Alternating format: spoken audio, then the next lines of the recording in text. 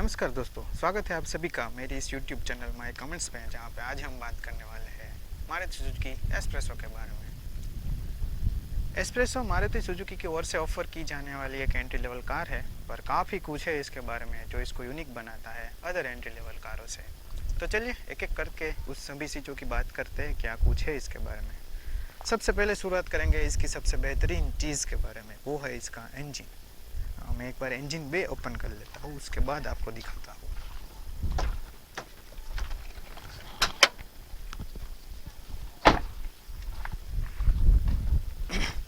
मैं क्यों ऐसा बोल रहा हूँ कि इसकी सबसे बेहतरीन चीज़ है इसका इंजन, वो आपको अगर पता लगाना है तो आपको इस गाड़ी की एक बार टेस्ट ड्राइव लेनी पड़ेगी। तो ये है इसका 1 लीटर का 3 सिलेंडर का इंजन, जो कि सिर्फ और सिर्फ 67 bhp और 90 Nm का टॉर्क जनरेट करता है। पर अगर आप इस गाड़ी की टेस्ट ड्राइव लोगे तो आपको पता चलेगा कि ये कई टर्बोचार्ज इंजन से भी बेहतर फील होता है। बाकी इंजन की बात हम बाद में ड्राइव करते समय करेंगे। अभी आते हैं इसके फ्रंट लुक में। तो इसका फ्रंट लुक आपको कुछ ऐसा दिया जाता है। हाँ, आप अगर इसमें देखोगे तो यहाँ पे एक बड़ा सा बम्पर दिया गया है ब्लैकआउट करके, जो कि इसको एक एसयूवी लुक देने की कोशिश की गई है। उसके बाद हम बात करें तो यहाँ पे आपको एक DRL का प्लेसमेंट मिलता है। अभी इसमें इंस्टॉल नहीं है क्योंकि वो एक स्टैंडर्ड मैकेनिज्म नहीं है, वो एक एसेसरीज का पार्ट है। उसके बाद अगर आप देखोगे तो यहाँ पे आपको इस कुछ रेक्टेंगल टाइप में हेडलैम्प मिलते हैं, और रेक्टेंगल टाइप में यहाँ पे इंडिकेटर का भी प्लेसमेंट है। इस तरफ की कुछ ऐसा ही है। यहाँ पे आपको एक ब्लैक कलर में ऐसी ग्रिल मिलती है। ये आप जो क्रोम दिख रहे हो वो एक एसेसरीज का पार्ट है, इसमें बाद में लगवाया गया है। बाकी अगर आप इस गाड़ी को देखेंगे तो कई लोगों को लगेगा कि ये मतलब जो ग्रिल है वो स्पेसिफिकली फेसलिफ्ट पहले वाली जो ब्रेजा है उनकी जैसी लगती है। कई लोगों को ये ग्रिल स्कॉर्पियो जैसी भी लगती है। चलिए अभी चलते हैं इसके साइड प्रोफाइल में, और साइड प्रोफाइल में से अगर गाड़ी को देखते हैं तो कुछ ऐसी दिखती है।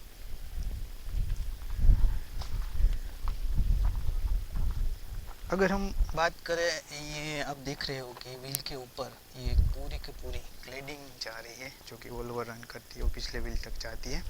उसके बाद यहाँ पे एक एसेसरीज का अगेन पार्ट दिया गया है, वो है इसके ये डोर क्लेडिंग, जो कि एक सेफ्टी भी है और इसका लुक भी एनहांस करते हैं। बाकी अगर इसकी मेन चीज़ के बारे में बात करें तो वो है इसका अप्रोच और डिपार्चर एंगल। अप्रोच और डिपार्चर एंगल से एक बात याद आती है कि मारुति इस गाड़ी को बुलाती है माइक्रो एसयूवी। हालांकि ये एक फ्रंट व्हील ड्राइव कार है। फ्रंट व्हील ड्राइव कार कभी भी एक एसयूवी नहीं बन सकती है, पर मैं मारुति सुजुकी की बात से टोटली डिसएग्री नहीं करता हूँ। क्यों? क्योंकि अगर आप देखोगे ना इसका अप्रोच एंगल और इसका डिपार्चर एंगल, तो ये आपको बहुत सारी मदद करने वाले हैं अगर आप इस गाड़ी को खड्डों में से ले जाओ। तो मारुति सुजुकी ने जो बोला है कि एक माइक्रो एसयूवी है, तो ज़रूरी एक माइक्रो एसयूवी कहलाती है, पर उसमें एक ही कैरेक्टर है, इसका अप्रोच और डिपार्चर एंगल। अगर हम इसकी व्हील की बात करें तो एक टॉप एंड है, पर इसमें कोई भी टाइप का अलॉय का ऑप्शन नहीं दिया गया है। यहाँ पे आप जरूर अलॉय देख सकते हो, ये एक एसेसरीज का पार्ट है। और अगर हम व्हील साइज़ की बात करें तो आप देख सकते हो कि 165/70 R14 की व्हील साइज़ यहाँ पे दी गई है। हाँ, रियर में कोई भी डिस्क का ऑप्शन नहीं मिलता है, पर फ्रंट में आपको ज़रूर डिस्क ब्रेक मिल जाता है। इसमें ABS ABD वो एक स्टैंडर्ड सेफ्टी के का भी खाता है।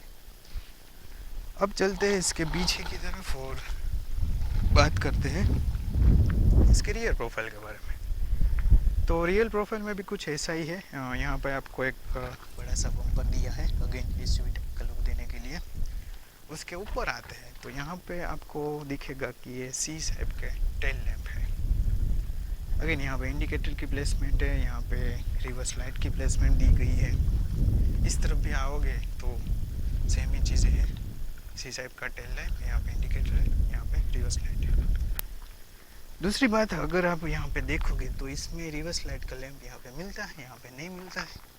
मतलब पता नहीं ऐसा क्यों है, पर ऐसा दिया गया है।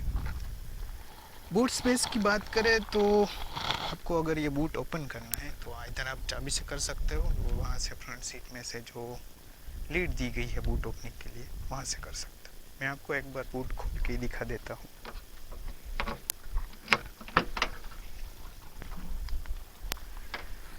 तो ये है उसका बूट स्पेस। माफ़ कीजिएगा, यहाँ पे सामान इधर उधर पड़ा हुआ है। 270 लीटर की बूट स्पेस मिलती है, जो कि काफ़ी ठीक ठाक है। आप अपना कहीं सारा सामान इसमें रख सकोगे। यहाँ पे एक पार्सल ट्रे दी गई है, जो कि ऐसे कन्वर्टेबल है। आपको अगर इसको निकालना है तो आप निकाल भी सकते हो। उसके बाद हम रियर प्रोफाइल की बात करें तो यहाँ पे दिया गया है ये शीशा, मतलब कि जो रियर ग्लास है, रियर ग्लास में कोई भी आपको फाइबर ओसा कुछ चीज़ नहीं दिखती है, ना ही इसमें कोई डिफोकर दिया गया है। हालांकि ये टॉप एंड है तो इसमें दिया जाना चाहिए था, पर इसमें नहीं दिया गया है। उसकी हम कंप्लेंट भी नहीं कर सकते क्योंकि एक एंट्री लेवल कार है। अगर आप उसके ऊपर आते हो तो यहाँ पे आपको स्टॉप लैम्प दिया गया है, और ये है एक एसेसरीज का part, tail lamp, sorry real spoiler. अगर साइड प्रोफाइल की हम बात करें तो साइड प्रोफाइल में वही है जो उस साइड था। यहाँ पे एक सिर्फ और सिर्फ पेट्रोल टैंक दी गई है, उसमें सिर्फ और सिर्फ ये पेट्रोल कार है तो उसमें पेट्रोल फिल करने का ऑप्शन दिया गया है। 27 लीटर की इसकी फ्यूल टैंक है। सेगमेंट में सबसे छोटी फ्यूल टैंक इस गाड़ी की है, पर इस गाड़ी की एवरेज सबसे अच्छी है। तो फ्यूल टैंक के बारे में आप ना ही सोचें ज़्यादा तो बेहतर रहेगा। 27 लीटर की फ्यूल टैंक कोई भी दिक्कत नहीं करने वाली है। चलिए अब चलते हैं इसके इंटीरियर में और बात करते हैं कि क्या कुछ है इसके इंटीरियर में। ओके, सबसे इंटीरियर में जाने से पहले मैं आपको दिखा दूँ, इसके डोर हैंडल कुछ इस टाइप के आते हैं, नॉर्मल ही आते हैं, और कोई भी रिक्वेस्ट सेंसर या कुछ और कुछ नहीं दिया गया है। यहाँ पे आपको एक पॉइंट मिलता है जहाँ पे आप अपनी की डाल के इसको लॉक अनलॉक करना है तो कर सकते हैं। डोर ओपन करने के साथ ही आपको दिखेगा कि ये गाड़ी है वो थोड़ी ऊंची आती है। क्यों? क्योंकि वो इस गाड़ी में 180 mm का ग्राउंड क्लियरेंस दिया गया है, तो सेगमेंट में सबसे बेहतरीन है। हालांकि क्विड का भी ग्राउंड क्लियरेंस सिर्फ इतना ही है, पर उसकी सबसे अच्छी बात हम बात करें तो है इनग्रेस और इग्रेस। इस गाड़ी में आपको चढ़ना है उतरना है तो काफ़ी इजी रहने वाला है, क्योंकि ये गाड़ी की हाइट कुछ ज़्यादा ही आती है। चलिए चलते हैं इसके अंदर और बात करते हैं कि क्या कुछ है इसके ड्राइविंग सीट के बारे में। तो चलिए अब बात करते हैं इसके इंटीरियर के बारे में। तो इंटीरियर में इस टाइप का आपको कुछ स्टीयरिंग व्हील मिलता है। ये जो कवर है मतलब लेदर लैप है, उसको एक एसेसरीज का पार्ट है। इसमें कोई भी लेदर रैप स्टीयरिंग नहीं आता है, हालांकि ये टॉप एंड है। उसके बाद अगर आप स्टीयरिंग में देखोगे तो यहाँ पे आपको ऑडियो कंट्रोल सब मिल जाएंगे, और यहाँ पे कॉल रिलेटेड कंट्रोल सभी सब मिल जाएंगे।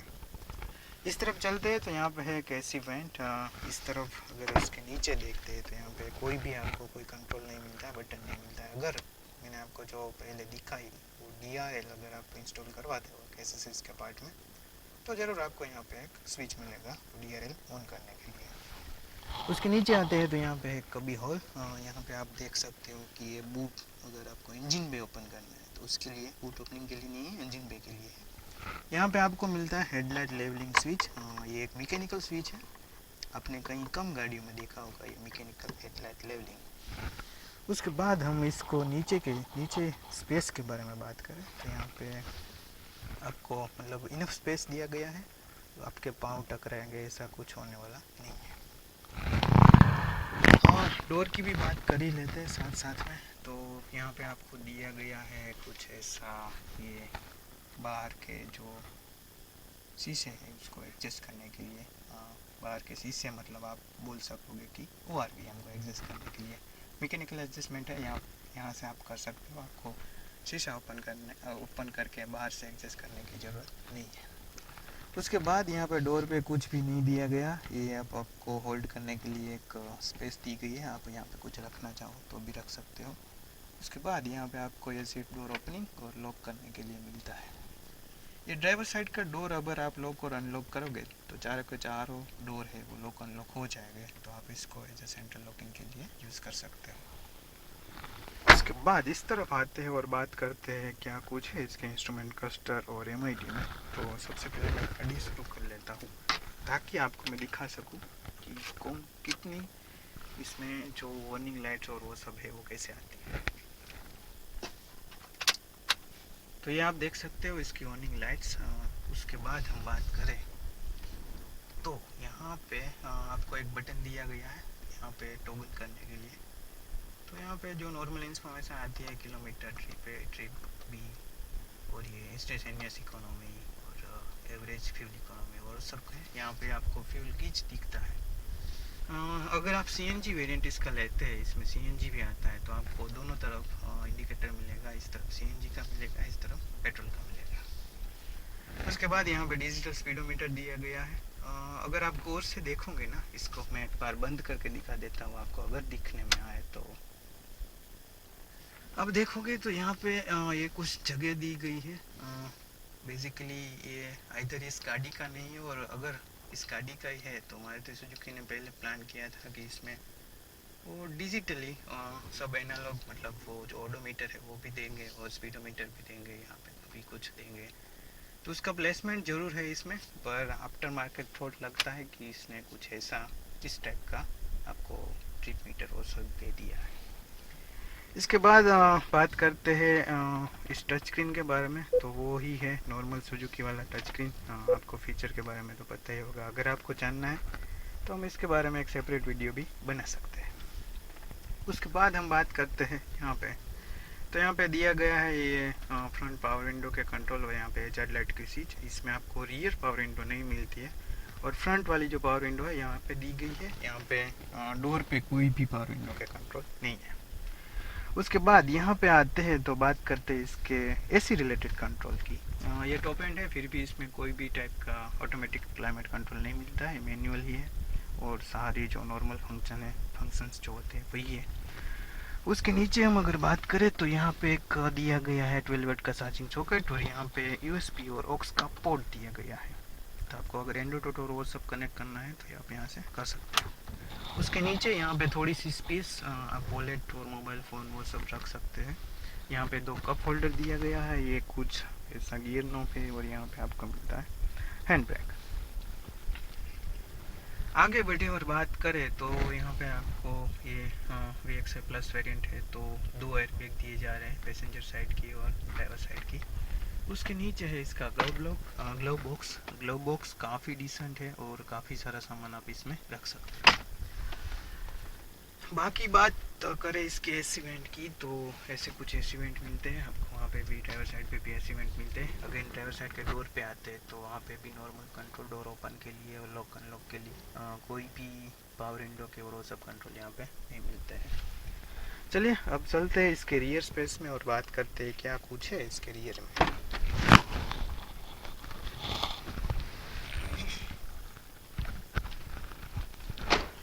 तो अगर हम रियर का डोर ओपन करें तो यहाँ पे भी कुछ खास है नहीं। यहाँ पे मैंने आपको बोला कि रियर में पावर विंडो नहीं मिलती है, तो ये मैनुअल कंट्रोल आपको मिलता है। यहाँ से आप विंडो को ओपन क्लोज कर सकते हैं। ये सीट मैंने अपने हिसाब से एडजस्ट की है। मेरी हाइट 5'9" है, उसके मुताबिक मैंने सीट एडजस्ट की है। और आपको मैं अगर देखा हूँ यहाँ पे स्पेस, तो काफ़ी सारा स्पेस बचता है। तो अगर बेसिकली मैं बात करूँ कि अगर आप मारुति सुजुकी एस्प्रेसो ले रहे हो, तो एस्प्रेसो में रियर में आप अगर देखोगे तो काफ़ी सारा स्पेस है। मतलब 4 लोग इस गाड़ी में आराम से ट्रैवल कर सकते हैं। पीछे 3 लोग तो नहीं बैठ सकते, पर अगर आप एक छोटे बच्चे को बिठाओगे बीच में तो वो हो सकता है।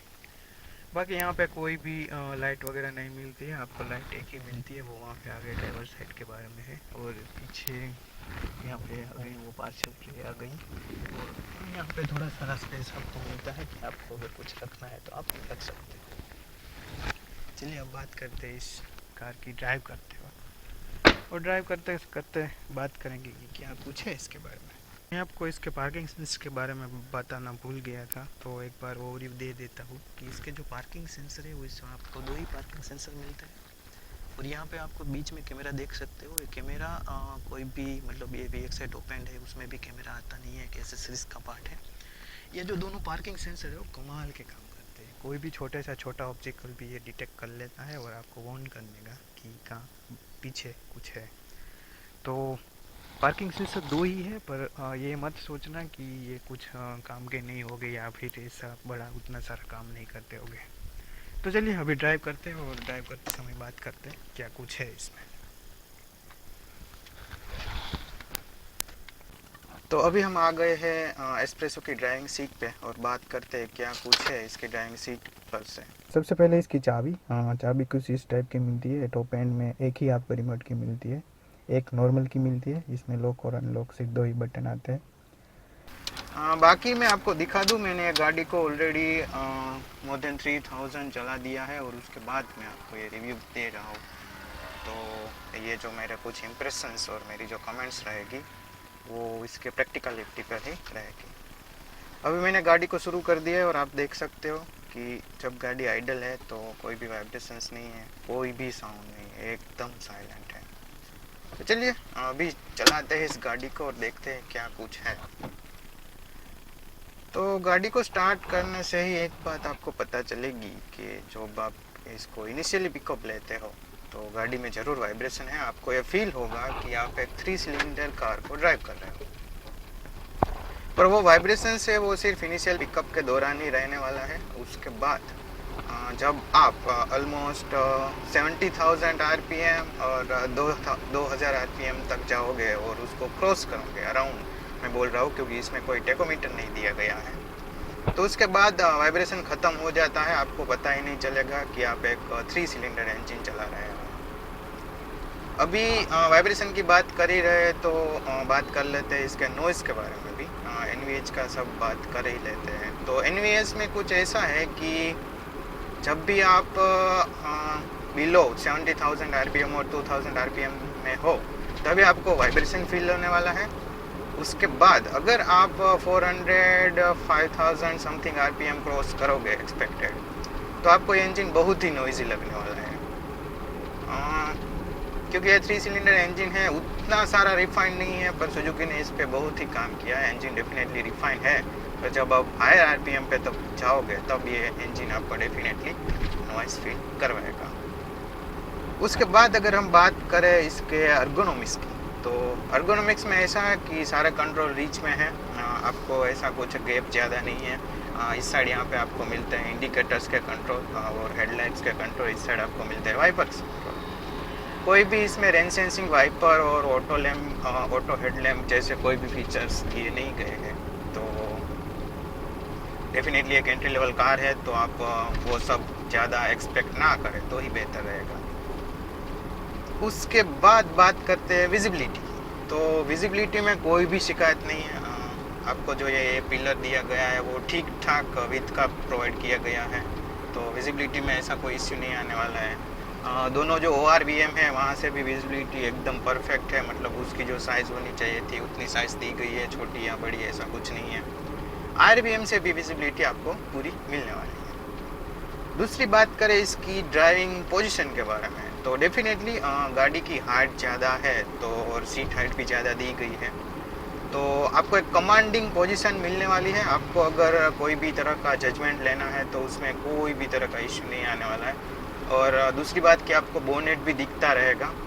अगर आप ठीक ठाक हाइट के हो तो आपको बोनेट भी फील होने वाला है।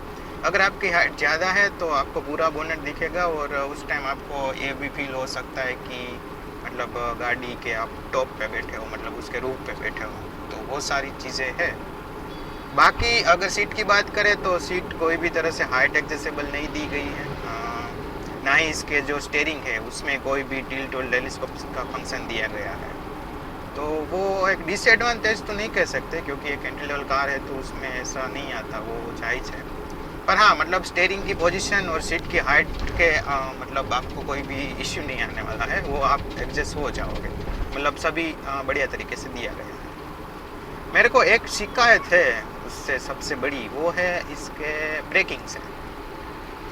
क्यों? क्योंकि 165 17R14 के जो टायर है वो इसकी ब्रेकिंग के साथ कोई भी तरह की हेल्प नहीं कर सकते। मतलब इसकी ब्रेकिंग बहुत ही ख़राब है। मैं आपको बोलूँ, अगर आप 50 और 16 की स्पीड में जा रहे हो और आपको कोई सडन ब्रेकिंग करनी पड़ रही है, कुछ ऑब्स्टिकल आ जाता है और आपको ब्रेक लगानी है, तो डेफिनेटली आप जो सोच रहे हो कि मैं इतना डिस्टेंस में मेरी कार को स्टॉप कर दूंगा, तो इस टायर के साइज़ इस टायर के साथ वो नहीं हो पाने वाला है।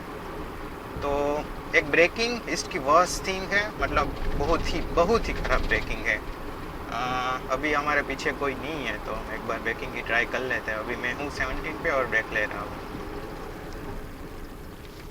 तो आपने देखा कि समहाउ पता नहीं क्यों पर इस टाइम व्हील स्पिन नहीं हुआ। बाकी इस गाड़ी व्हील है उसको स्कीड कर लेती है और व्हील स्पिन होने की वजह से आप जितना चाहते हो उतने डिस्टेंस पे गाड़ी स्टॉप नहीं होती है। तो भाई हमारे पास थोड़ा बहुत अच्छा पेज आया है तो यहाँ पे देख लेते हैं। मैंने गाड़ी की स्पीड कर दी है, अभी ये हो गई है 45 और मैं ब्रेकिंग करता हूँ। ये देखो टायर है वो काफ़ी स्लीप हुए हैं और अभी हमारी स्पीड जाके आ गई है 15 पे। तो ऐसा नहीं है कि ये रोड कुछ ऐसे है तो ब्रेकिंग में मदद नहीं मिल रही है, पर डेफिनेटली इसके जो ब्रेक्स है वो वर्स्ट है। आप इस गाड़ी को अगर हाई स्पीड में चला रहे हैं तो वो एक बात का बहुत बेहद ही ख्याल रखिएगा कि आप डिस्टेंस बना के चलिए, अदरवाइज़ कहीं पे भी ऐसा कोई सडन ऑब्स्टिकल आ जाता है तो डेफिनेटली आप उसको बचा नहीं पाओगे इस टायर साइज से। अगर वो ब्रेकिंग की जो समस्या है वो आपको अगर मिटानी है तो आपको टायर को मतलब और चौड़े टायर लगवाने पड़ेंगे।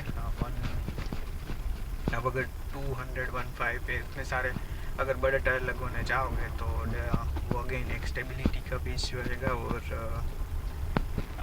वो माइलेज में भी थोड़ा बहुत चेंज आने वाला है। माइलेज इतनी अच्छी नहीं मिलने वाली है। उसके बाद अगर बात करें इसकी नाइट विजिबिलिटी के बारे में, तो नाइट विजिबिलिटी में कुछ ऐसा है कि ये गाड़ी जो है वो मतलब उतना कुछ खास परफॉर्म नहीं करती है नाइट में, क्योंकि जो इसके हेडलैम्प्स है वो H4 के दिए गए हैं और एक ही हेडलैम्प है जहाँ पे हाई बीम और लो बीम दोनों का ऑप्शन है। पर वो जो हेडलैम्प है उसकी विजिबिलिटी मतलब मैं उसकी रोशनी की बात करूँ तो वो मतलब उतनी कुछ खास है नहीं, तो आपको नाइट विजिबिलिटी परेशान करने वाली है। पर ऐसा भी नहीं है कि ये मतलब इसके जो इनबिल्ट जो हेडलैम्प्स आते हैं उनके साथ आप ड्राइव नहीं कर पाओगे, तो डेफिनेटली वो कुछ इसके मतलब इसमें बात नहीं है। उसके बाद अगर हम बात करें इसके सस्पेंशन की, तो सस्पेंशन इस गाड़ी के लाजवाब है। मतलब आपको जरा सा भी एहसास नहीं होने वाला है कि आप एक एंट्री लेवल गाड़ी के सस्पेंशन मतलब एंट्री लेवल गाड़ी में बैठे हो और इसके सस्पेंशन आपको मतलब अच्छा फील नहीं हो पा रहा है। मैं एक बार यहाँ से यू टर्न ले लेता हूँ, उसके बाद हम बात करते हैं सस्पेंशन के बारे में।